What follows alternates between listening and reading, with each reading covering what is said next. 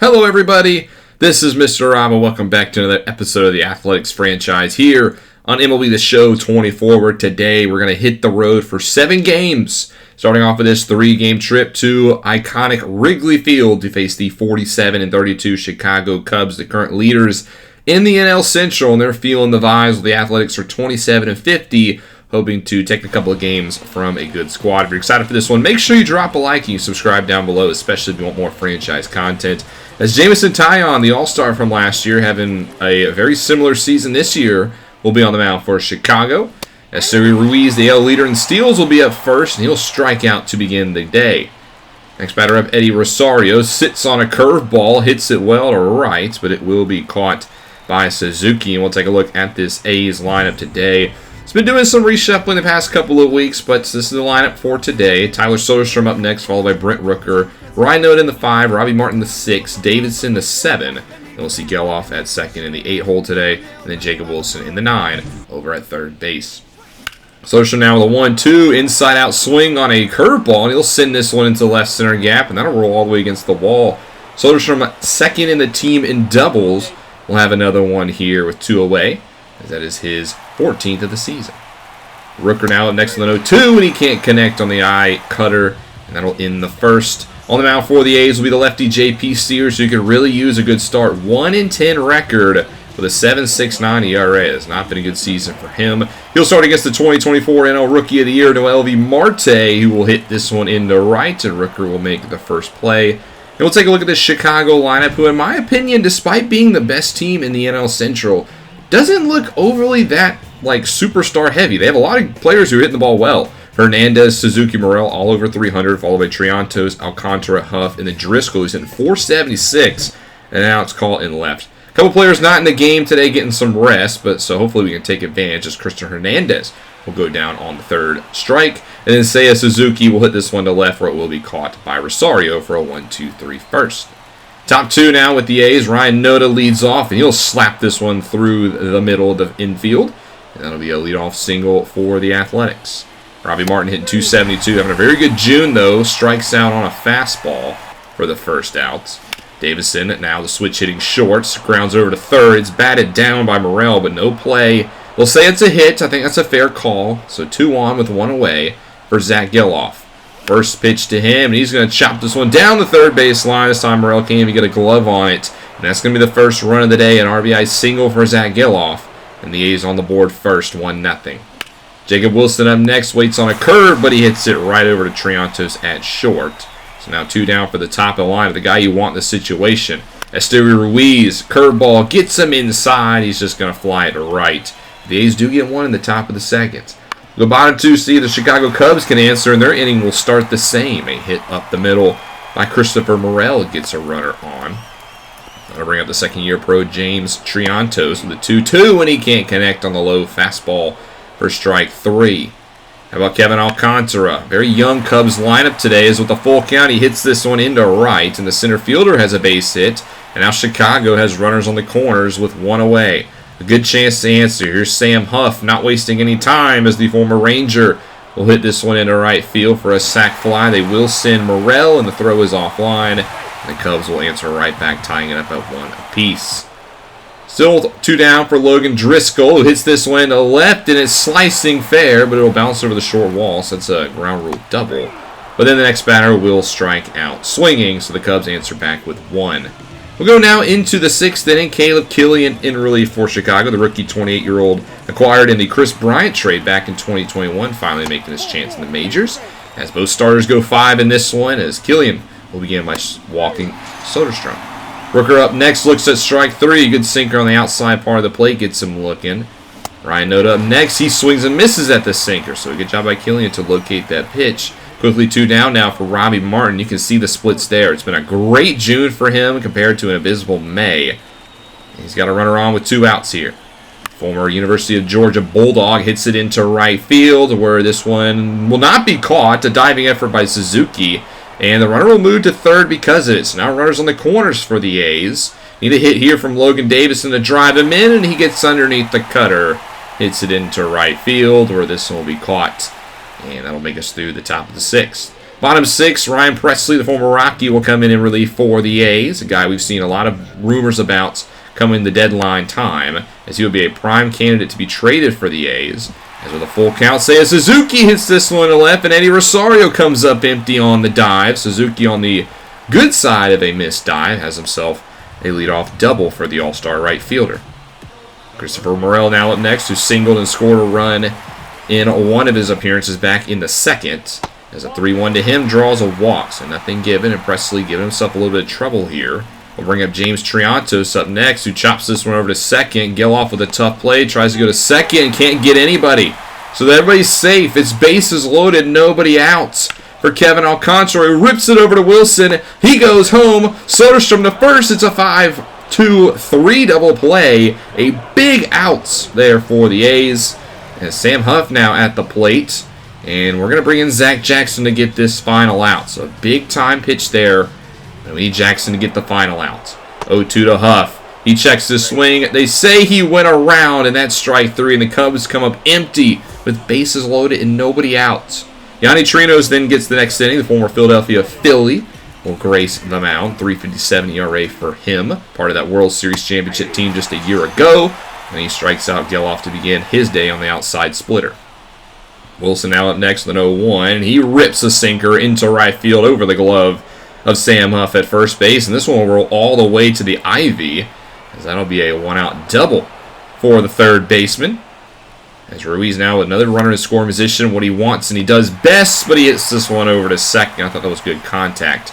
Just didn't have the right arc on it. So now 2 down for Rosario, and he will look at strike 3. A great pitch on a full count. And Trinos gets through the 7th. Into the 8th, Ryan Yarbrough, the lefty, now in for Chicago, the former Milwaukee Brewer, who is getting ready to face the lefty-heavy portion of the lineup. Lefty? That's a new word, I guess. Soderstrom will fly out into center field. Brent Rooker now, who 2-2 has struggled against lefties this season, looks at a cutter inside, so that struggles continue. It's quickly 2 down for Ryan Noda, as Yarbrough gives him a high curveball, but in the end, he will get the job done as he gets him 1-2-3 in the 8th. Bottom 8 now, Madison Miller will come in relief for the A's. There's 1 down, courtesy of Jackson, so he's just got to get 2 outs in the inning. He'll start off against Christopher Morel, who looks at strike 3 on the full count. Slider, nice pitch on the outside, locks him up. Then James Triantos up next. He'll hit this one up the middle in the second-year pro from James Madison High School in Virginia, who has a bright future, is on first base. Up to Alcantara to keep the inning alive, and he cannot. He pops it up behind the plate for Soderstrom, who will make the grab, and we'll head into the 9th inning now, where Matt Brash comes in relief as the Cubs continue to switch relievers after every inning. Former Mayor acquired last year via a trade has Robbie Martin to begin first, and Martin can't pull the trigger on a nice slider cutting away from him. That's 91. That's a tough pitch to hit. 1 down now for Davidson, who does hit the slider, but he hits it right over to second base. So that's quickly 2 down for Zach Geloff as the only RBI of the day for the A's, but he can't connect, and the slider dominates the A's lineup.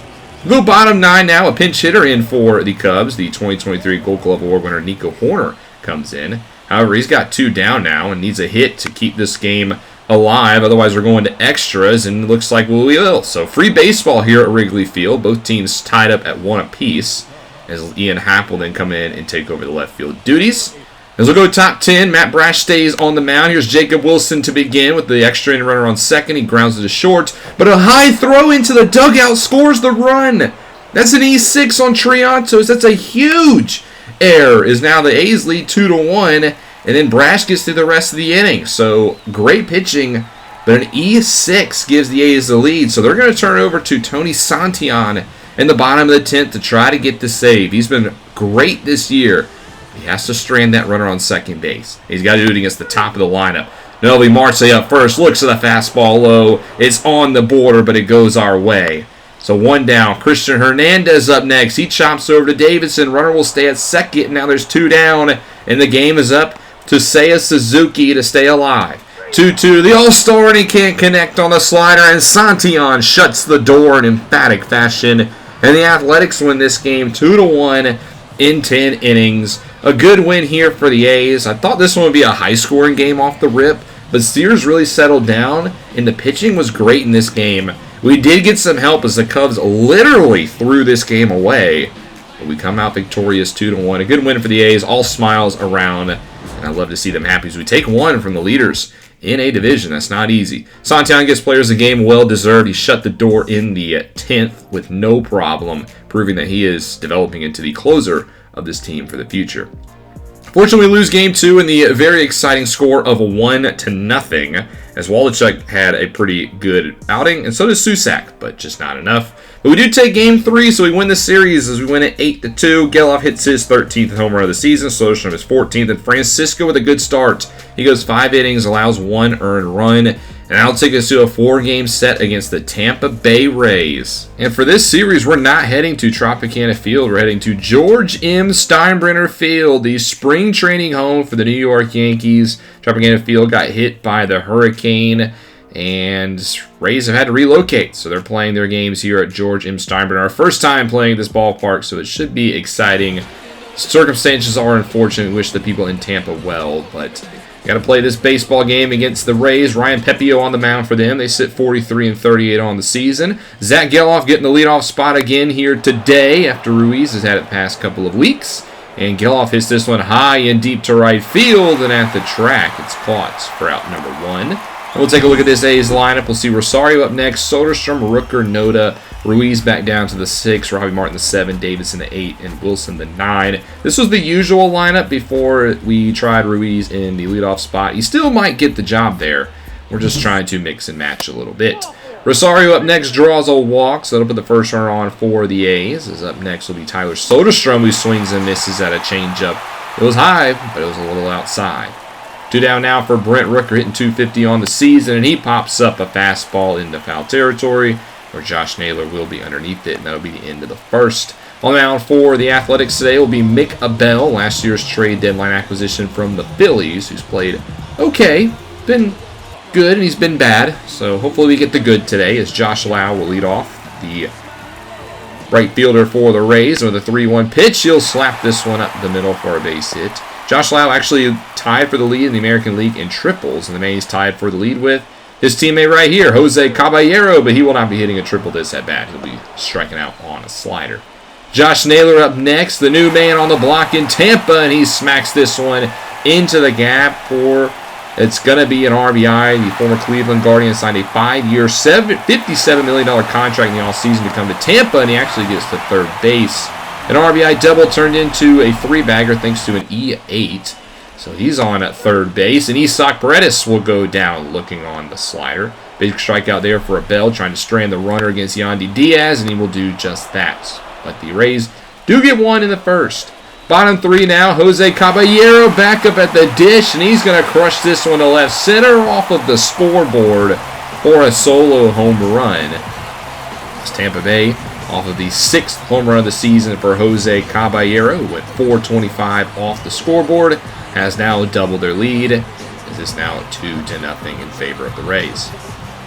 Later in the inning, now Isaac Paredes at the plate, and he's going to crush this one to left center. Almost the exact same spot, but a little bit higher off the scoreboard. Another solo home run for Tampa Bay. Isaac Paredes, his 18th home run of the season. His goes 8 feet farther. It goes .440.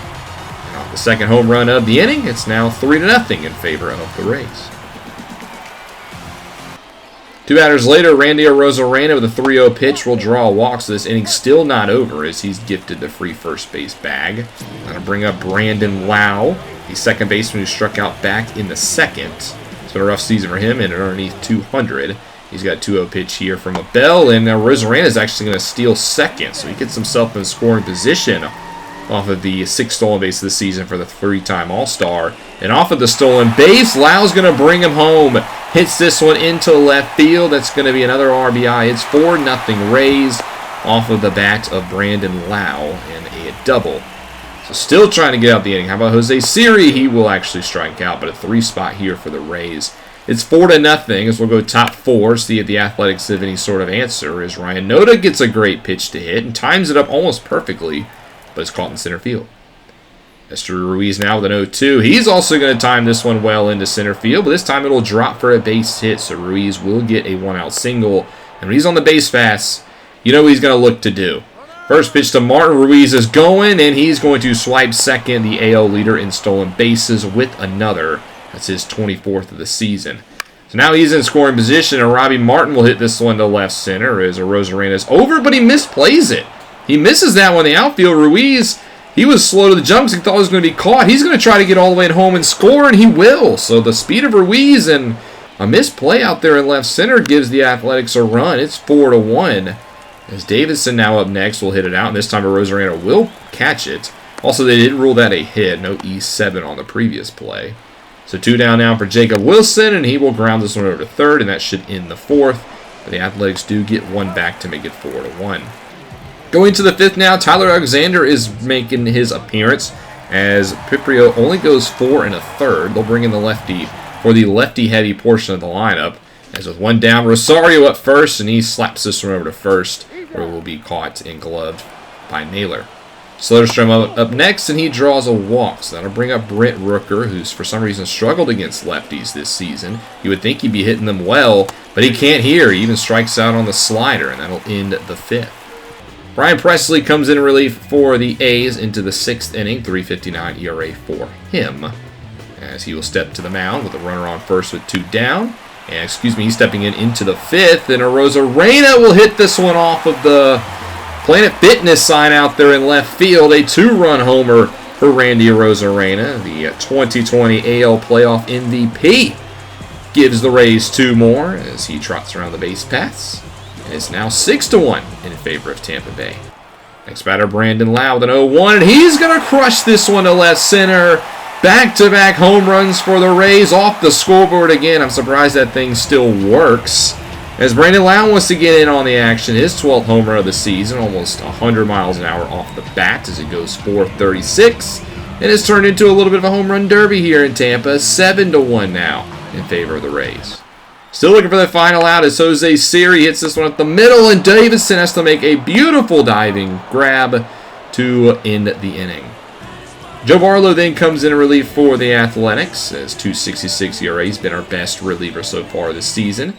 He's got 1 down here in the 6th. He's got Josh Lau up first, and he will get him to ground out to begin his tenure. Jose Caballero up next, and he swings and misses, so Barlow will get through the 6th.